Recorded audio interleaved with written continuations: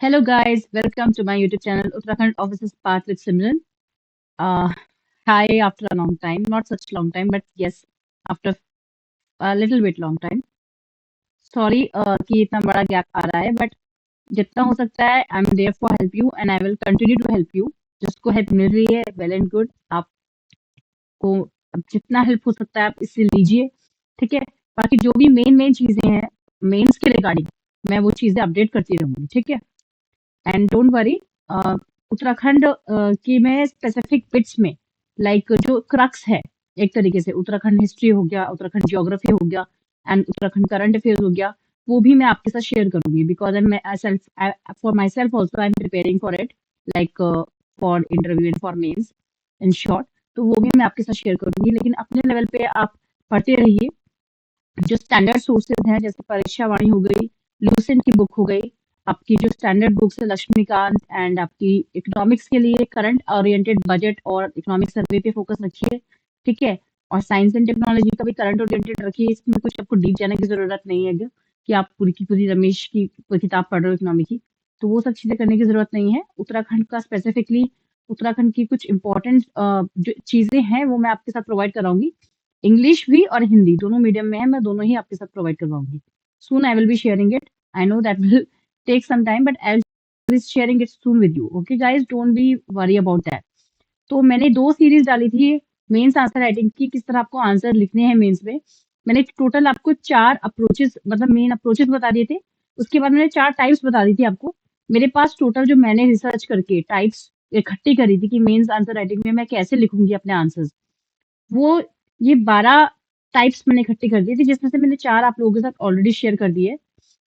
उसके बाद मैं थोड़ा सा इंटरव्यू वगैरह में, अपना मॉक इंटरव्यू वगैरह के लिए मैं गई हुई थी, तो मैं उसमें बिजी हो गई, तो मुझे टाइम नहीं मिल पाया वीडियोस वगैरह बनाने का. तो अब बाकी की जो 7 आपकी ऑलमोस्ट बची है, 5 से लेके 12 तक की जो आपकी अप्रोचेस बची है, 7-8 जो भी, वो मैं आज इस वीडियो में आपके साथ शेयर कर दूंगी, ठीक है. तो 4 अप्रोचेस हमने कर दी थी पिछले वीडियोस में, ठीक है. ये मैं अब 5वीं अप्रोच आपके साथ शेयर करने वाली हूँ. 5वीं टाइप जिसे हम कह सकते हैं, ठीक है. Pastel approach. Pastel, PESTAL, pastel approach.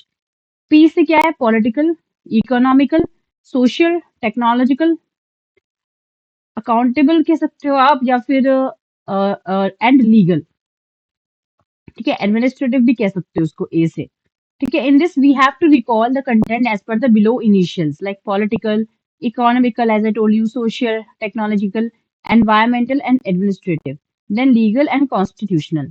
Socio, अब इसमें भी आप कह सकते हो कि मैम हम किस तरह से जो पॉइंट रिकॉल करें, तो सबसे पहला पॉइंट हमें किस पेस्टल अप्रोच में किसका लिखना चाहिए. तो सोशल को ज्यादा स्ट्रांग मानते हैं. कोई सोशल पॉइंट अगर आपके पास क्वेश्चन में है, क्वेश्चन के आंसर राइटिंग के लिए है, तो आपको सबसे पहले उसे लिखिए.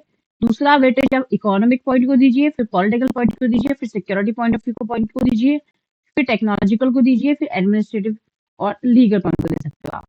Okay, so it is not necessary that all of the above initial are used while fetching the point. जरूरी नहीं है कोई एक आंसर में आपको ये सारे के सारे पॉइंट्स लिखने हैं. कोई भी 3 या 4 पॉइंट्स भी लिख दोगे आप आंसर में, तो इट्स मोर देन इनफ. आपको मैक्सिमम 100 से 125 वर्ड्स के आंसर लिखने हैं, तो उसमें अगर आप 4 मेन पॉइंट से भी मेजर पॉइंट्स इकट्ठे कर लोगे, आपका अच्छा खासा आंसर हो जाएगा विद इंट्रोडक्शन एंड कंक्लूजन, ठीक है. Then order of the PESTEL while writing the points should be the as per the paper in which the topic is asked. ये ध्यान रखना है, ये कोई हार्ड एंड फास्ट रूल नहीं है इसका. तो एज पर द टॉपिक ये आपको ध्यान रखना है, ठीक है. Just a minute.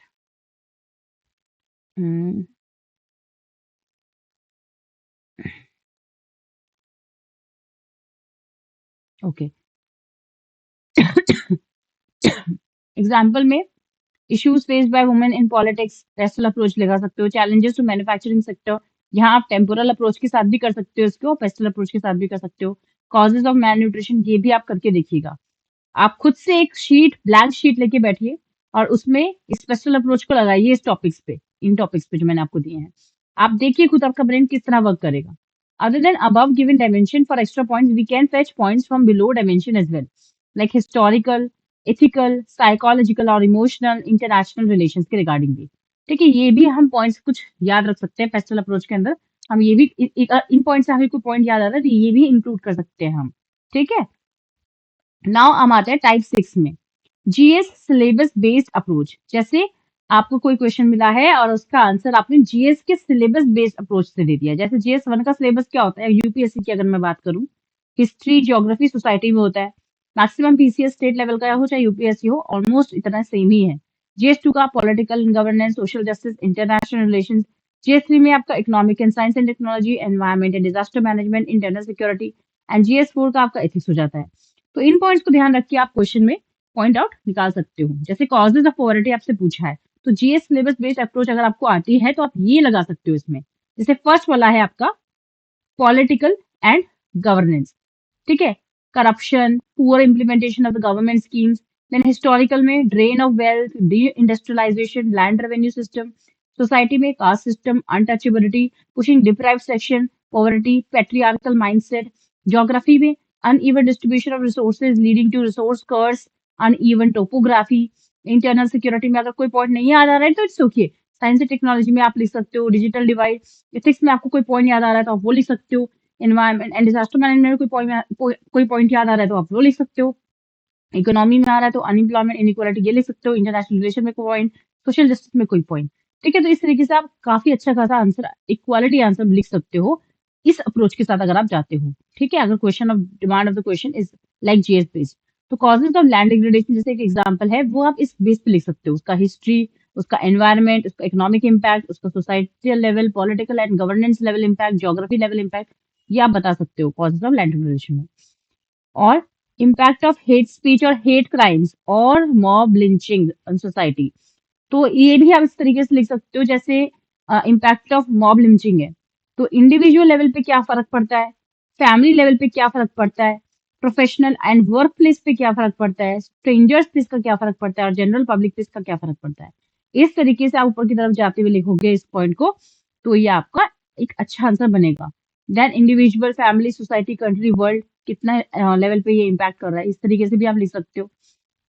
टाइप 7 में आपका आ सकता है जैसे कि यहाँ देख सकते हो आप कम्युनिटी लेवल, सोसाइटी लेवल, फिर आपका नेशनल लेवल और ग्लोबल लेवल पे वो चीज क्या इम्पैक्ट कर रही है। अगर क्वेश्चन में कुछ ऐसा है जो आप इस तरीके से लिख सकते हो तो आप इन पॉइंट्स को भी लगा सकते हो। जैसे कुछ आपके वल्नरेबल सेक्शंस है, वल्नरेबल सेक्शंस में कौन कौन आते हैं आपके, चिल्ड्रन आ जाएंगे, आपके ओल्ड एज आ जाएंगे, एससी एसटी आ जाएगी, ट्राइबल वुमेन आ जाएंगे, स्पेशली एबल्ड पीपल आ जाएंगे, ट्रांसजेंडर आ जाएंगे, इकोनॉमिकली वीकर सेक्शन आ जाएंगे।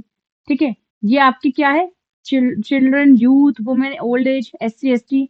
इन टॉपिक्स पे एलजीबीटीक्यू, इन टॉपिक्स पे आप किस तरीके से पॉइंट्स को निकाल सकते हो। कोई सोशल इक्वालिटी की बात हो रही है तो इन सब के लिए आप पॉइंट्स लिख सकते हो। इन सब टॉपिक्स को ध्यान में रखते हुए आप अच्छा खासा पॉइंट्स फेच कर सकते हो आंसर राइटिंग के दौरान पे। ठीक है, टाइप 8 हमने टाइप 7 तक कर लिया। अब type 8 government initiatives of women empowerment क्या है, ये आपको बताना है। तो इंस्टीट्यूशनल लेवल पे क्या है, ठीक है, इंडिविजुअल लेवल पे क्या है, इंटरनेशनल कोलैबोरेशन क्या कर रहा है उसके लिए, स्कीम्स गवर्नमेंट की क्या है नेशनल लेवल पे, स्टेट लेवल पे। ठीक है ना, ये भी आप दो पार्ट्स में डिवाइड कर सकते हो, national level and state level. Policies and architect acts क्या है, ठीक है ना, जैसे डोमेस्टिक वायलेंस एक्ट, ठीक है ना, POCSO act, then child marriage act 2006 and so on. ठीक है, वे फॉरवर्ड की अगर हम बात करें, ठीक है, वे फॉरवर्ड इसमें क्या लिख सकते हैं, if we have any committee, ये वे फॉरवर्ड हम टाइप 9 में इंक्लूड कर सकते हैं। ठीक है, ये वे फॉरवर्ड हम टाइप 9 में इंक्लूड कर सकते हैं। वी हैव अ कमिटी और best practices from the topics shall be the part of way forward. Way forward में अगर हम किसी कमेटी का नाम, ठीक है ना, या किसी कोर्ट की जजमेंट का नाम लिख रहे हैं और उसे कंक्लूड कर रहे हैं विद पॉजिटिव नोट, तो एक बहुत अच्छा वे फॉरवर्ड वो लगता है और उससे हमारा आंसर और भी अच्छा हो जाता है। Way forward can be written with the help of stakeholder, with the help of approach like PESTEL approach, and we can also use the below given structures like short term measures, medium term measures, long term measures। ठीक है ना, कि this must be beneficial for the short term but not for the long term and so on। We need to look upon that। इस तरह से आप उसे conclude कर सकते हो।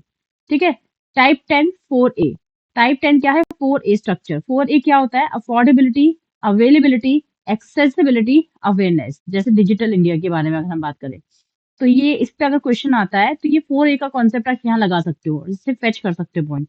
कितनी अफोर्डेबिलिटी है, अवेलेबिलिटी कितनी है लोगों पे, एक्सेसिबल कितना है लोग, ठीक है ना, कितना वो रूरल एरिया में एक्सेसिबल है, और लोगों को कितना पता है, अवेयरनेस कितना है इसके बारे में। For example, challenges being faced by health sector, ये भी एक एग्जांपल हो गया। अगर मान लो कोई पॉइंट आपका छूट गया है, आपने कोई अप्रोच लगाया है, जैसे 4A अप्रोच लगाया है, जिसमें आपने अवेयरनेस, अफोर्डेबिलिटी, ठीक है ना, अवेलेबिलिटी और एक्सेसिबिलिटी लिख दी, लेकिन कोई पॉइंट आपको बाद में लास्ट में याद आया, अरे ये तो अच्छा पॉइंट है, मेरा तो भूल गया, मैं कैसे लिखूं, कहाँ लिखूं, तो अदर्स की हेडिंग डाल के आप उसके अंदर कोई नया पॉइंट लिख सकते हो। किसी भी अप्रोच में ये आप फॉलो कर सकते हो, ठीक है। तो इस तरीके से आप इस क्वेश्चन को हैंडल आउट कर सकते हो। एक और एग्जांपल आप करिएगा खुद से, challenges being faced by education sector in India. आप इसको अवेयरनेस, अवेलेबिलिटी, अफोर्डेबिलिटी, एक्सेसिबिलिटी के रूप में आप समझा सकते हो। टाइप 11, ठीक है, टाइप 11 है आपकी, मैंने टाइप 11 तक ही रखा है because this is the main. बाकी तो आपका अगर आपने टाइप 10 टाइप्स भी अच्छे से याद कर लिए तो आप अच्छा आंसर लिख सकते हो, ठीक है ना। स्ट्रक्चर टाइप 11 जैसे 3F, funds, functions and functionaries, जैसे कि election commission of India, issues in PRI, आप ये वाले क्वेश्चंस अगर आते हैं आपको एग्जाम मेंस में, तो आप इस मेथड से, इस टाइप से लिखते हो तो आपको बस बहुत अच्छे पॉइंट्स आपको याद हो जाएंगे और आपको जल्दी याद आएंगे। जैसे फंक्शन में पुअर डिवोल्यूशन ऑफ फंक्शंस, ठीक है, lack of states in making rules and regulations, then creation of parallel bodies and so on. Funds में dependency for funds, poor implementation of state, and then functionaries में bureaucratic interference, सरपंचपति, illiteracy and so on. तो ये हमारे total 11 types थे जो मैंने आपके साथ शेयर किए। इससे पहले मैं 4 कर चुकी थी, आज मैंने टाइप 5 से लेके टाइप 11 तक किए मेनली आपके साथ, क्योंकि ये मेजर इंपॉर्टेंट है, ठीक है। तो आप ये सारे के सारे जो भी मैंने आपके साथ टाइप्स शेयर किए हैं, जितने भी पॉइंट शेयर किए हैं, उसको अच्छे से रिवीजन कीजिएगा है, और इसको अपने शीट में एक ब्लैंक शीट लेके, इन क्वेश्चंस को मैंने जो एग्जांपल के तौर पे भी प्रोवाइड किए हैं, उसके थ्रू आप इस टाइप्स को इम्प्लीमेंट करके देखिए कि आप कैसे आंसर लिख पा रहे हो और क्या फर्क आ रहा है आपके आंसर्स में पहले के मुताबिक में, ठीक है।